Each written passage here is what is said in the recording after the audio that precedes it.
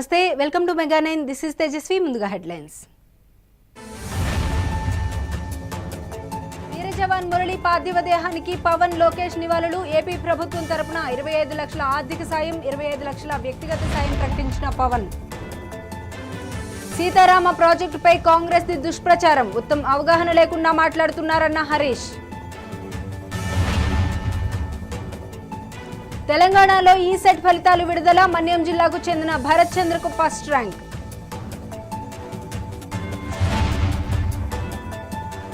ఉత్తరప్రదేశ్లో మరో దారుణం, కారులో బాలికపై గ్యాంగ్ రేప్.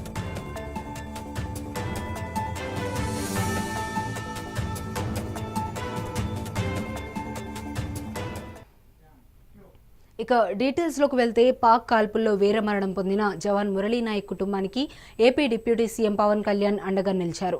సత్యసాయి జిల్లా గోరంట్ల మండలం కల్లితండాకు వెళ్లి మురళీ నాయక్ తల్లిదండ్రులను పవన్ ఓదార్చారు. మురళీ నాయక్ కుటుంబానికి వ్యక్తిగతంగా 25 లక్షల రూపాయల ఆర్థిక సాయం అందజేస్తానని ప్రకటించారు. కల్లితండాలో వీర జవాన్ మురళీ నాయక్ భౌతికాయానికి మంత్రి నారా లోకేష్ నివాళులర్పించారు. అనంతరం మురళీ నాయక్ తల్లిదండ్రులను పరామర్శించారు. ధైర్యంగా ఉండాలని, ప్రభుత్వం అండగా ఉంటుందని ఓదార్చారు.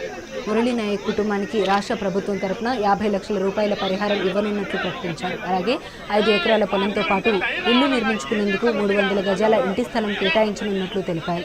వీర జవాన్ మురళీ నాయక్ తండ్రికి ప్రభుత్వ ఉద్యోగం ఇస్తామన్నారు లోకేష్.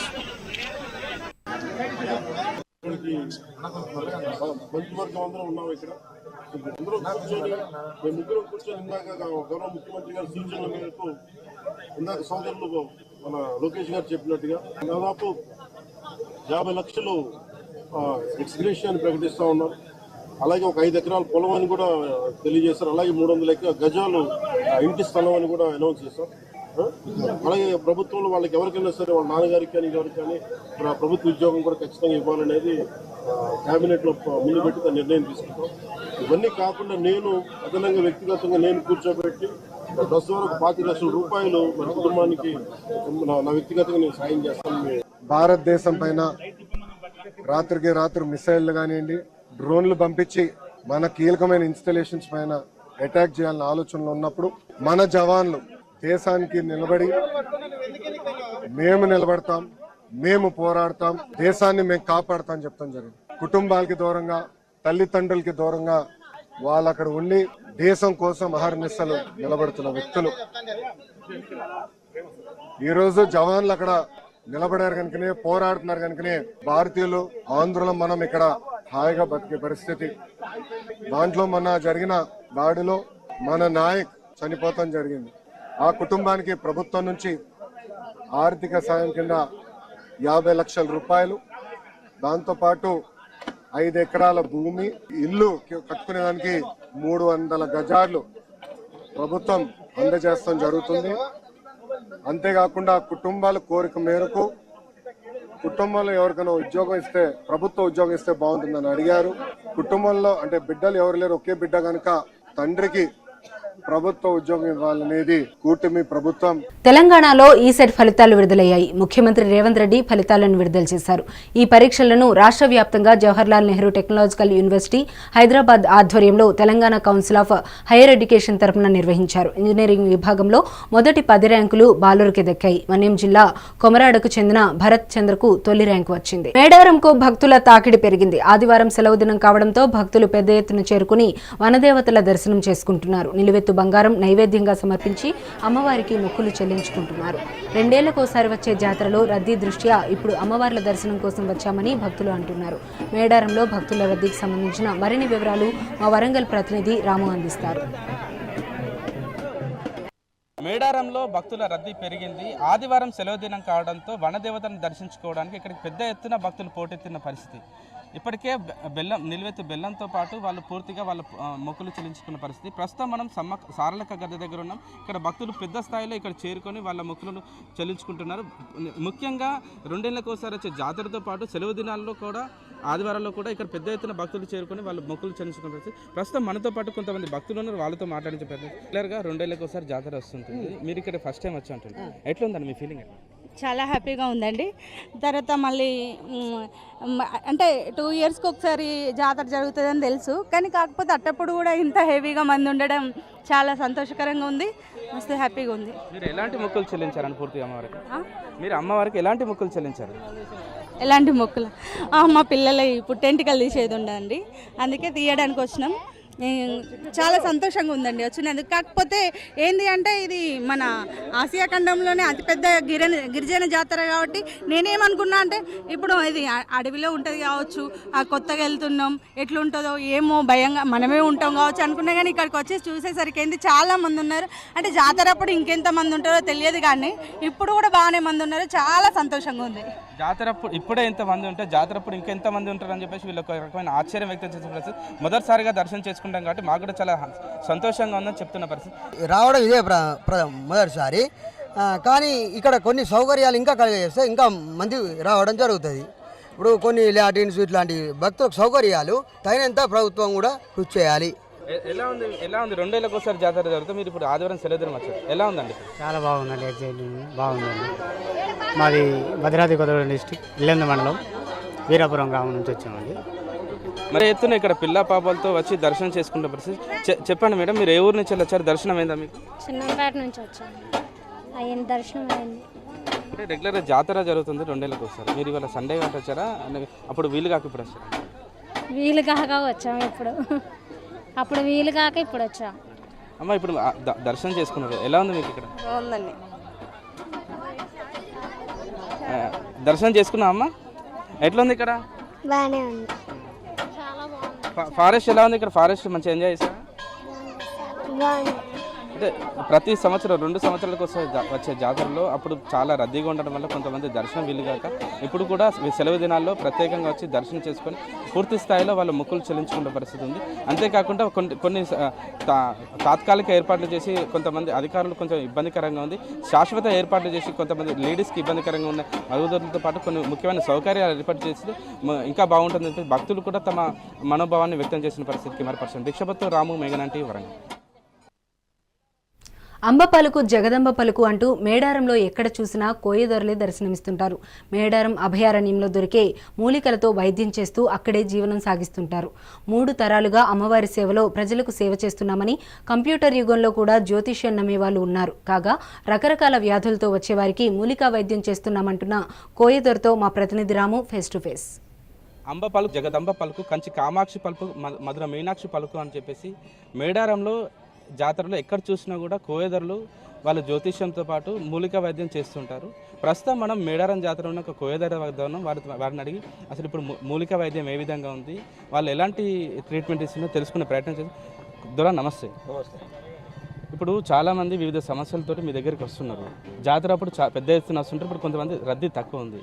పూర్తిగా వాళ్ళకి ఎలాంటి మీరు సూచనలు ఇస్తున్నారు, ఎలాంటి మందులు నయం చేసే మందులు ఇస్తుంటారు? జాతర అప్పుడైతే లక్షల నుంచి కోట్లాది మంది వస్తారు, కానీ ఇప్పుడు తక్కువ ఉన్నారు కాబట్టి వస్తారు. వచ్చిన వాళ్ళు కూడా అమ్మవారిని నమ్మి చిలకల గట్టు, సెల్పే చెట్టు, జంపన వాగులకు వెళ్ళి చెట్లు తీసుకొచ్చి సంతానం కాని వాళ్ళకు, ఇంట్లో బాగులేని వాళ్ళకు, పానం మంచి లేని వాళ్ళకు మంచిగా వేయటానికి అరకది బరకది గోదాగొడ్డు గొర్రె మేక ఇల్లు మంచిగా ఉండటానికి చెట్లు ఏరు యంత్రం తాయిత జపం చేసి కడతాం. అలా మంచిగా అయితే మేము కూడా అమ్మవారిని నమ్మే ఇస్తాము, వాళ్ళు కూడా అమ్మవారిని నమ్మే తీసుకుంటారు కాబట్టి మంచిగా అవుతున్నారు. 100 నుంచి 1000, 1000 నుంచి లక్షలు, లక్షల నుంచి కోటి పైన వచ్చారు ఇప్పటి వరకు మంది. ఇప్పుడు కూడా ఇన్ని రోజులు 2 సంవత్సరాలు ఒకసారి వచ్చేది, కానీ ఇప్పుడు ప్రతిరోజు వస్తున్నారు. ఆదివారం బుధవారం రోజుకు ఆదివారం బుధవారం 5000, 6000 మంది వస్తున్నారు. భక్తులు నమ్మకం మీద ఇస్తున్నాం, మంచిగా అవుతున్నారు వాళ్ళు.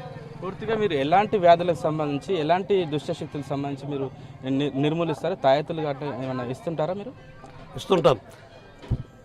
గాలి కానీ, ధూళి కానీ, మంతనం కానీ, యంత్రం కానీ, దెయ్యం కానీ, భూతం కానీ, చేతబడి కానీ, శక్తి కానీ, అత్త మాట కోడలు వినకున్నా, కోడల మాట అత్త వినకున్నా, భార్య మాట భర్త వినకున్నా, భర్త మాట భార్య వినకున్నా ఏర్లు కడుతుంటాం. భార్య దగ్గర ఉంటే భర్త ఉంటుంది, భర్త దగ్గర ఉంటే భార్య ఉంటుంది, అత్త దగ్గర ఉంటే కోడలు ఉంటుంది, కోడల దగ్గర ఉంటే అత్త ఉంటుంది. అసలు ఏర్లు యంత్రాలు కూడా ఇస్తున్నాం, మంచిగా అవుతున్నది, వస్తున్నారు. నమ్మకం మీద దేవుని నమ్మకం మేము ఇస్తున్నాం, దేవుని నమ్మకం వాళ్ళు తీసుకుంటున్నారు. మీరు వేర్లు కానీ వనమూలికలు కానీ వేర్లు కానీ పూర్తిగా మీరు ఎక్కడి నుంచి తీసుకొచ్చి మీరు ఏ విధంగా సేకరిస్తారు? చిలకల గట్టు నుంచి కొన్ని తెస్తాం, జంపన వావులకి కొన్ని తెస్తాం, సిల్లేరు సిత్తరకొండ నుంచి కొన్ని తెస్తాం, పాపికొండ నుంచి కొన్ని తెస్తాం, రామగిరి కిల నుంచి కొన్ని తెస్తాం. ఎక్కడ దొరికే వస్తువులను అక్కడి నుంచి తీసుకొచ్చి అమ్మవారి దగ్గర పెట్టి ఆదివారం అమావాస్య నాడు వచ్చే ముందు తీసుకొచ్చి పెట్టి పూజ చేసి బయటకు తెచ్చి అందరికి ఇస్తాం. ఒకవైపు టెక్నాలజీ పెరిగింది, పూర్తిగా కంప్యూటర్ యుగంతో పాటు ఇప్పుడు ఏఐ అని చెప్పేసి కొత్త టెక్నాలజీ కూడా వచ్చి ఒక రకమైన కొత్త పుంతలు తెక్కుతున్న పరిస్థితుల్లో ఈ మూలిక వైద్యంతో పాటు మీరు ఇచ్చే ఈ తాయెత్తులు ఎంతవరకు ఉపయోగపడతాయి? మీరు జనాలు మిమ్మల్ని ఎంతవరకు విశ్వసిస్తున్నారు? ఈ తాయితలు ఇయ్యాల పుట్టింది కాదు, కర్తాయోగం, కృతాయోగం, కలియోగం 3 తరాల కింద పుట్టింది. నరుని కన్నా ముందు దేవుడు పుట్టినప్పుడే చెట్టు పుట్టింది, నీరు పుట్టింది, భూమి పుట్టింది. ఈ చెట్టు ఎప్పుడు పుట్టిందని 700 సంవత్సరాల కిందనే పుట్టింది. కాబట్టి అప్పటి నుంచి తాతలు వాడినరు, తండ్రులు వాడినరు, మేము వాడుతున్నాం, పిల్లలు కూడా ఇస్తున్నాం. ఇచ్చిన దాంట్లో మంచిగా అవుతుంది కాబట్టి తీసుకుంటున్నాం. మీ తాతలు, తండ్రులు, మీ పిల్లలు, భవిష్యత్తులో మీ మనవాళ్ళు కూడా పూర్తిగా ఈ విద్యకే అంకితమైన పరిస్థితి. అంటే మీకు ఈ విద్యల పాటు మీకు ఏ విధంగా ఉంది, అంటే ఆర్థిక సంపాదన ఏ విధంగా ఉంది? మీరు ఎలాంటి ఇబ్బందులు ఎదుర్కొంటారు? ఏమైనా ఉన్నాయా? ఇబ్బందులు అయితే ఏం లేవు. పొట్ట మందం భగవంతుడు ఇచ్చినప్పుడు నా కాలశకం అయితే నడుతుంది, బట్టకు తక్కువ అయితే ఏం లేదు. చివరిగా ఒక మాట, ఇది మీ జ్యోతిష్యానికి పరీక్ష. ప్రస్తుతం ఇండియా పాకిస్తాన్ యుద్ధం జరుగుతుంది, భీకరమైన పోరు సాగుతున్న నేపథ్యంలో పాకిస్తాన్ పరిస్థితి ఏంది, ఇండియా పరిస్థితి ఏంది చెప్తారా? పాకిస్తాన్ ఎన్ని రోజులన్నది పాడైపోతుంది. మన ఇండియా భారత మాత మన అందునుంది కాబట్టి మనమే గెలుస్తాం. ఒక్క గొడ్డలి 100 చెట్లకు పనిచేస్తుంది. కాబట్టి మనం ఒక్క గొడ్డలతో 100 మందిని పాకిస్తాన్లో కథమే వాళ్ళు, మనమే గెలుస్తాం. భారత మాత ఉంది మన అందున. తాతలు, తండ్రులతో పాటు మా మనవళ్ళు కూడా పూర్తిగా ఈ విద్యకి అంకితమై తమకు తోచిన ఈ వైద్యాన్ని ఈ తాయెత్తులను ఇస్తూ వాళ్ళకు సహాయం చేస్తున్నాం. ఎంత కంప్యూటర్ యుగం వచ్చినా, ఏ టెక్నాలజీ వచ్చినా కూడా మమ్మల్ని నమ్మేవారు మమ్మల్ని ఉన్నారు. మమ్మల్ని నమ్మిన వాళ్ళకు మేము ఎలాంటి హాని చేయకుండా వాళ్ళు ఏదైతే కోరుకుంటే ఆ కోరికలు నెరవేరంగా మేము చూస్తున్నామని చెప్పేసి కోయదారు చెప్తున్నారు. అంతేకాకుండా ఇండియా పాకిస్తాన్ యుద్ధంలో కూడా పాకిస్తాన్ దిమ్మెదిరే షాక్ తగులుతుంది. పాకిస్తాన్ ఎట్టి పరిస్థితుల్లో ఇండియాను నిలువరించలేదని కూడా కోయదారు చెప్తున్న పరిస్థితి. కెమెరా పర్సన్ భిక్షపత్తో రాము, మెగా టీవీ, మేడారం. మద్యం కుంభకోణాన్ని, మనీ లాండరింగ్ను మానవతా దృక్పథంతో చూడాలన్నారు మంత్రి కొల్లు రవీంద్ర. గత ప్రభుత్వంలో ప్రజల ప్రాణాలతో చెలగాటమాడిన వారిని వదిలే ప్రసక్తే లేదని హెచ్చరించారు. మద్యం కుంభకోణంపై సిట్ విచారణ వేగవంతం చేస్తోందన్నారు. నిందితులకు చట్టపరమైన శిక్ష తప్పదన్నారు.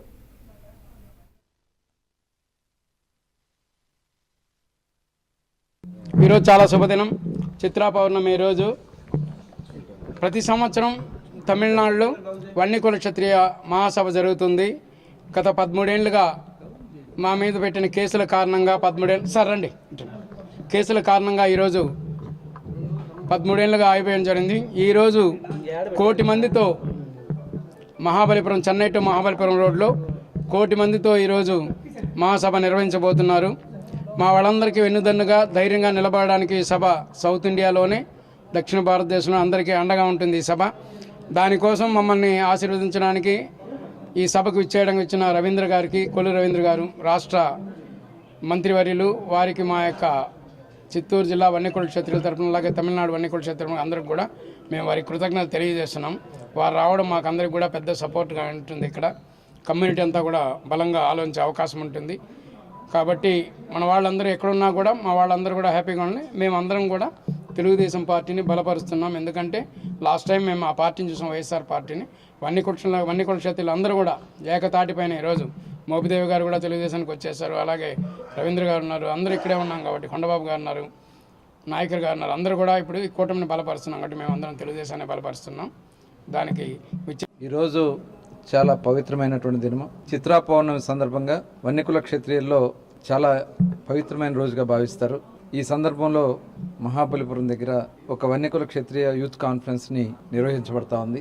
ఈ కార్యక్రమానికి మరి దాదాపు 13 ఏళ్ల క్రితం లక్షలాది మంది మరి అక్కడ గ్యాదర్ అవడం, అక్కడ ఉన్నటువంటి పరిస్థితుల్లో రాజకీయంగా, సామాజికంగా, ఆర్థికంగా స్థితిగతుల్ని అధ్యయనం చేసుకుని ఒక డైరెక్షన్ ఇచ్చుకునే పరిస్థితి ఉండేది.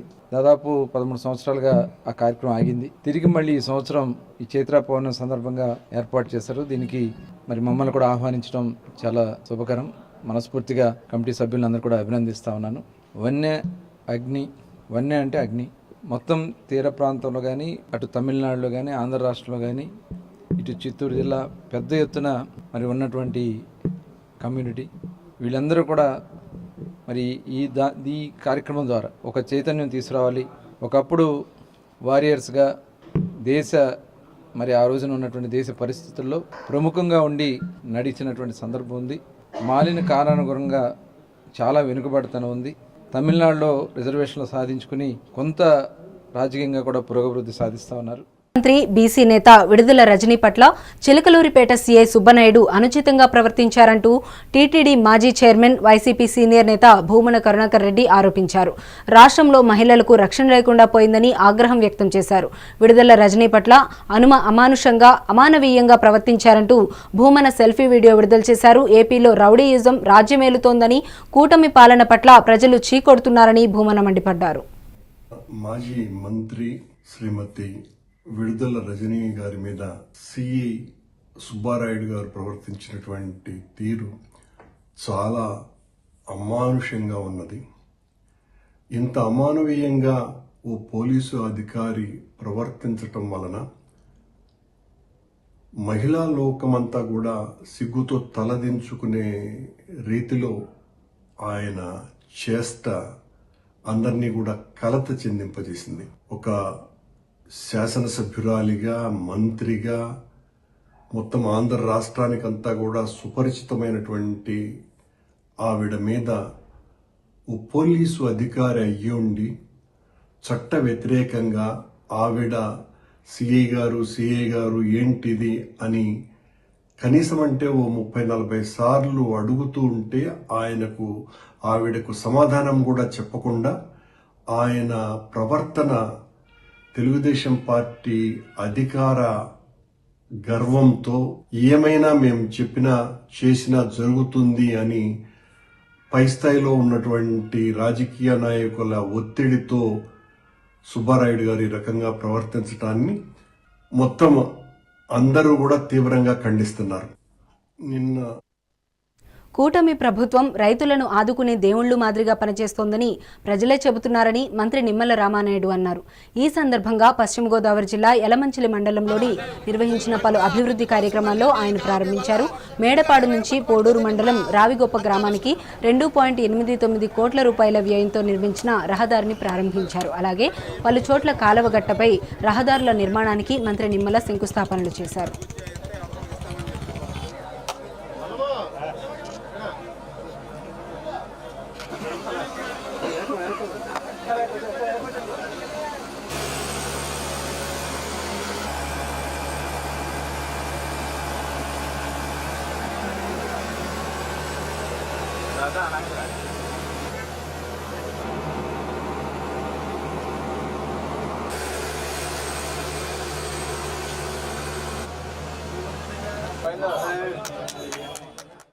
ఈరోజు యలమంచిలి మండలంలో 3,50 లక్షల రూపాయలు ఈవేళ పనులు శంకుస్థాపన మరియు ప్రారంభోత్సవాలు చేసుకోవడం జరిగింది.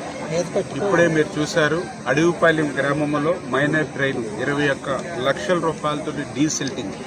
అక్కడ రైతు చెప్తూ ఉన్నాడు, దగ్గర 6-7 సంవత్సరాలుగా ఎవ్వరూ కూడా ఒక తట్ట మట్టి తీసినటువంటి పరిస్థితి లేదు. మళ్ళీ మీరు వచ్చిన తర్వాత ఈ మైనర్ డ్రైన్ తవ్వుతూ ఉన్నారు. ఈ 4-5 సంవత్సరాల్లో ఒక పంట మరి మేము వదిలేసుకునేటువంటి పరిస్థితి అని చెప్తున్నటువంటి పరిస్థితి.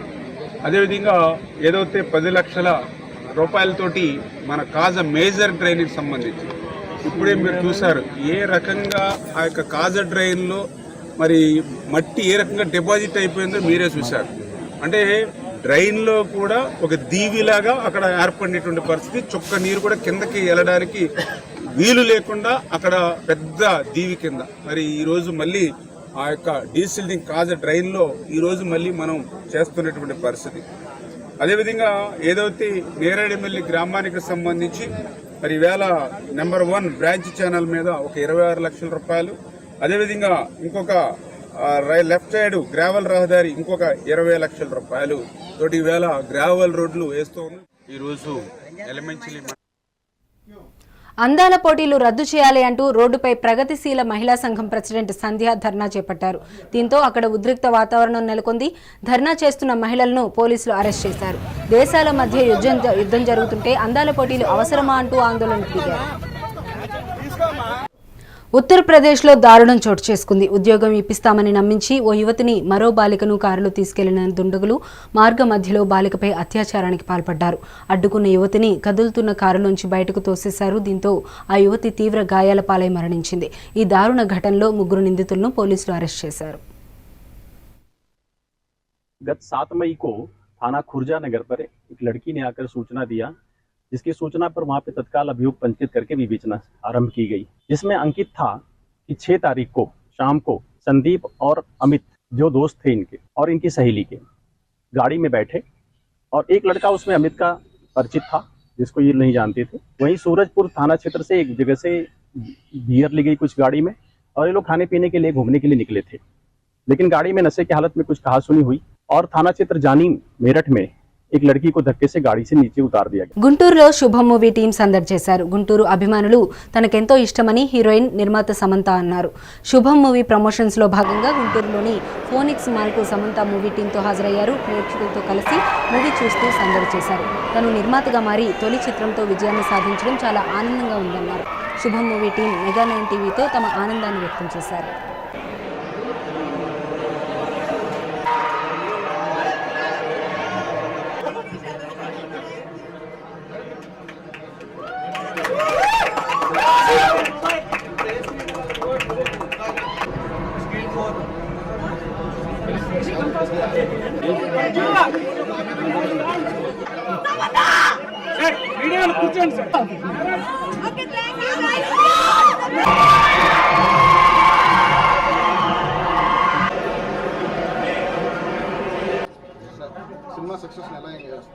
సూపర్. గుంటూరుకి వచ్చి ఇక్కడ ఆడియన్స్ రెస్పాన్స్ అయితే ఇంకా మ్యాడ్. హైదరాబాద్లో కూడా ఇందాక విజయవాడ నుంచి వస్తున్నాము. ఎవ్రీవేర్ అసలు amazing response. So happy, so happy. చేద్దాం, ఇప్పుడైతే అంతా శుభమే ప్రెసెంట్ అయితే. Thank you so much. చాలా బాగుంది సార్. గుంటూరులో ఎస్పెషల్లీ చాలా క్రేజీ ఉన్నారు క్రౌడ్, అసలు చాలా బాగుంది, చాలా హ్యాపీ ఉంది.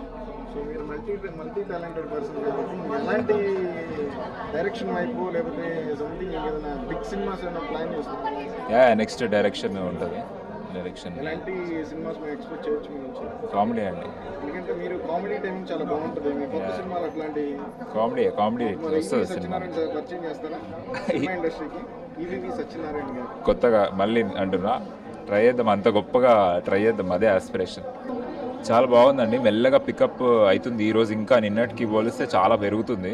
అండ్ గుంటూరులో అయితే ఎక్స్పెక్ట్ చేసిన దానికన్నా వేరే లెవెల్లో ఉంది. అసలు మొత్తం ఫిల్ అయిపోయింది థియేటర్ అండ్ చాలా ఎంజాయ్ చేస్తున్నారు జనాలు. హ్యాపీగా ఉంది గుంటూరులో రెస్పాన్స్ చూసి శుభం సినిమాకి.